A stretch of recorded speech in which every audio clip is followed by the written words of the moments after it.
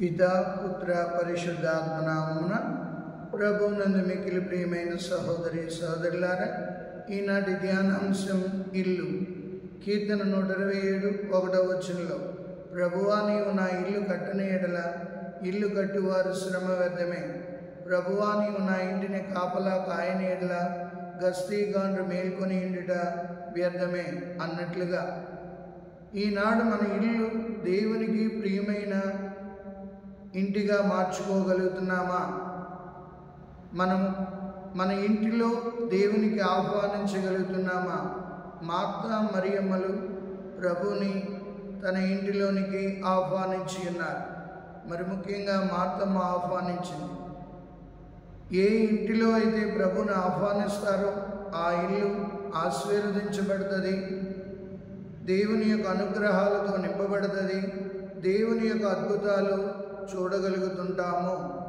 అందుకే ప్రభు మత్తయి శుభవార్త 7వ అధ్యాయము 24వ వచనంలో, నా బోధనను ఆలకించి పాటించు ప్రతివాడు రాతి పునాదిపై ఇంటిని కట్టిన బుద్ధిమంతుని పోలి ఉన్నాడు.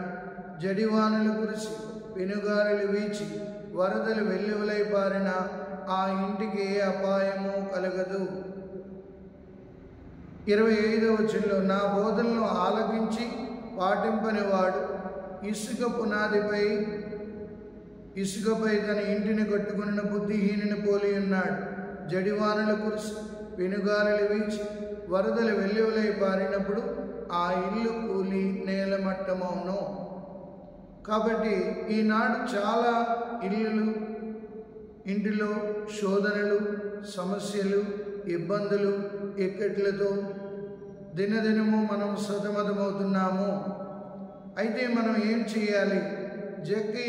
మార్తా మరియమ్మల్లాగా ప్రభుని మన ఇంటికి ఎప్పుడైతే ఆహ్వానిస్తామో, ప్రభు మన ఇంటిలో అడుగుపెట్టి మన స్థితిగతులు చూసి మనం ఏ రీతిగా జీవించాలో ఆయనే మనకు నేర్పిస్తుంటాడు, ఆయనే మనకు బోధిస్తుంటాడు. దేవుని వాక్యానుసారంగా ఏ ఇల్లు అయితే కట్టబడుతుంటాదో, దేవుని యొక్క ఆలోచన చొప్పున ఏ ఇల్లు అయితే మనం కట్టగలుగుతుంటామో ఆ కుటుంబాలు, ఆ ఇల్లులు ఆశీర్వదించబడతాయి. ఆ ఇంటిలో దేవుని యొక్క ఆనందం, దేవుని యొక్క ఆశీర్వాదం వెళ్ళి విరుస్తుంది. ప్రతిరోజు కొంతసేపైనా మన ఇంటిలోనికి ప్రభుని ఆహ్వానించగలుగుతున్నామా? ప్రభు వాక్యాన్ని మన ఇంటిలో వాక్యమనే జ్యోతిని వెలిగించగలుగుతున్నామా? ఆ వాక్యాన్ని చదవగలుగుతున్నామా? మన ఇంటిలో ఏ ఇంటిలో అయితే వాక్యమనే జ్యోతి వెలుగుతుంటాదో సాతాను శక్తులు పారిపోతాయి, అంధకార శక్తుల నుండి విడుదల దొరుకుతుండాలి. అందుకే ప్రతిరోజు మన ఇంట్లో దేవుని వాక్యాన్ని వెదజల్లుతూ ఉండాలి, చదువుతూ ఉండాలి, వాక్యాన్ని ధ్యానిస్తూ ఉండాలి. ఆ రీతిగా ధ్యానించినప్పుడు మనం ప్రభుకి ఇష్టమైన వాళ్ళగా తయారవుతాం. మన ఇంటిలో ప్రభు వాసము చేయడానికి ఇష్టపడతాడు. అందుకే ప్రభు అంటున్నాడు, ఎక్కడైతే 2 లేక 3 నా పేరిట గుమికూడి ఉంటారో వారి మధ్యన ఉంటానంటున్నారు. 2 అనగా భార్యాభర్తలు, 3 అనగా పిల్లలతో సహా.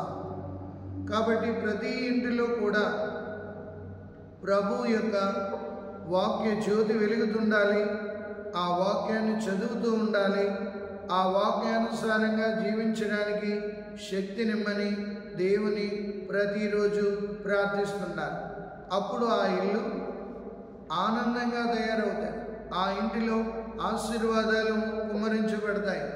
ఆ ఇంటిలో శాంతి సమాధానాలు దొరుకుతాయి.